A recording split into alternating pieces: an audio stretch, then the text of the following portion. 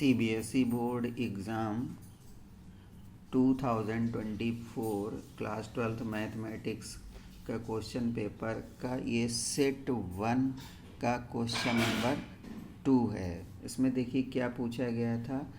For two matrices A and B given that A inverse equal to 1/4b then the inverse of 4a is. हमें A inverse दिया गया था, A inverse दिया गया था 1/4b। तो हमें इनवर्स ऑफ 4a का इनवर्स क्या है ये पूछा गया था हमसे। उसके 4 ऑप्शन थे। पहला ऑप्शन 4b, दूसरा b, तीसरा 1/4b और चौथा 1/16b। तो चलिए हम लोग इसको कैसे फाइंड करेंगे। तो सबसे पहले तो हम लोग को ये पता है कि ए इनवर्स इक्वल टू आई हो जाएगा। तो ए इनवर्स इक्वल टू क्या हो जाएगा, I/A हो जाएगा। ठीक है, तो I/A हो जाएगा ए इनवर्स की वैल्यू, जो कि ए इनवर्स हमें दिया गया है। ए इनवर्स इक्वल टू I/A हो जाएगा। ठीक है। अच्छा, दूसरी बात हमें क्या निकालना है, 4A इन्वर्स निकालना है।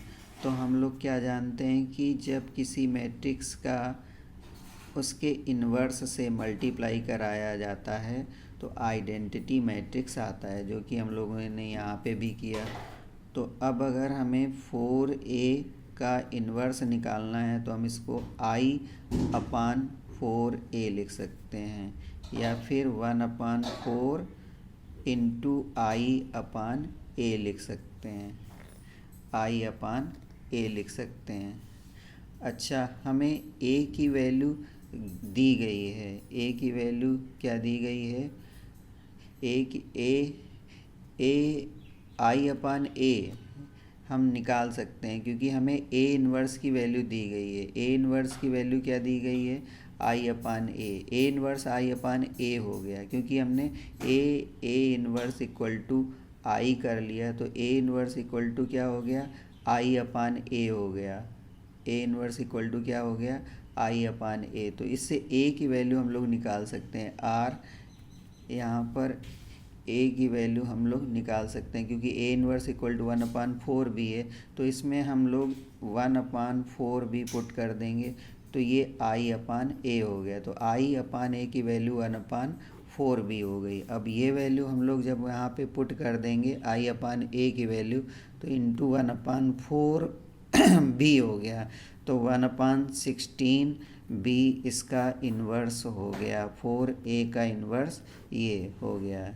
तो एक बार हम लोगों ने क्या किया, A inverse equal to I किया, क्योंकि इनका किसी मैट्रिक्स का इसके इन्वर्स प्रोडक्ट कराएं तो I आता है। तो हमें A इन्वर्स इक्वल टू क्या मिला, I/A मिला।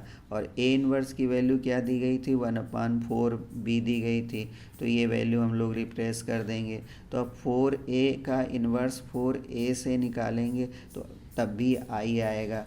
तो 4A इन्वर्स इक्वल टू क्या हो गया, 1/4 I/A हो गया। और I/A की वैल्यू 1/4b दी गई है, तो 1/16b इसका इन्वर्स हो गया। तो इसका आंसर D नंबर करेक्ट था। Thank you.